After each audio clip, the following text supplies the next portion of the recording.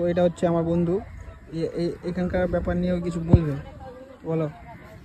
এই তো দেখতেই পাচ্ছেন তোমরা, গঙ্গাটা কেটে গেছে, গঙ্গাটা এই তার দিয়ে বেঁধে রেখেছে সরকার। তো শক্ত হয়েছে, কিন্তু গাংটা থামবে কি থামবে না সেটা আমার নাই। তো কথা হলো যে কাল রাতের বেলা ওই কালী মন্দিরটা ভেঙে পড়ে গেছে। মন্দিরটা ওই সাইডে আছে, দেখেন ভেঙে গেছে।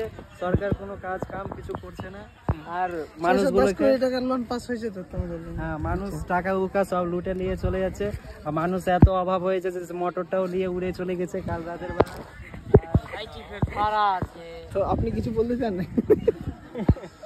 আমি তো দেখতে এসেছি, আর কি বলবো, জনসাধারণ আমি কিছু বলা যায় না। এই গাং বাঁধা হবে না, আপনি কিছু বলে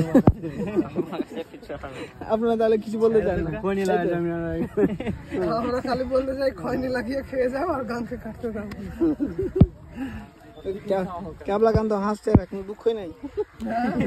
গান কাটছে ওই শ্রীকান্ত লাগে আমার বাড়ি যাচ্ছে, আমার কিছু দুঃখ, আমার বাড়ি কাজ এখানকার অবস্থা। আপনি কিছু বলতে চান এখানে? বলেন একটু।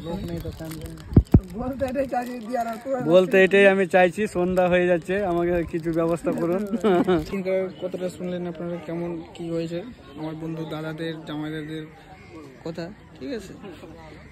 ব্লগিং চলছে, মাছ মারার জন্য এরা পাগল হয়ে আছে। সব মাছ মারবে নাকি এখানে? কষ্টতে হাসি বেরোচ্ছে, ঠিক আছে? দাদা এই যে পাইকারের গাছটা কত করে হবে? এইখানে আমার মহানন্দ টোলা কেটে যাচ্ছে, আর এখানে পাইকারের গাছ নিয়ে মরছে। এই সালা মহানন্দ টোলা চলে কি করবো বলেন? যা পারবো টাকা, এমনি তো ছিঁড়া জামা পরে আছি পাইকার।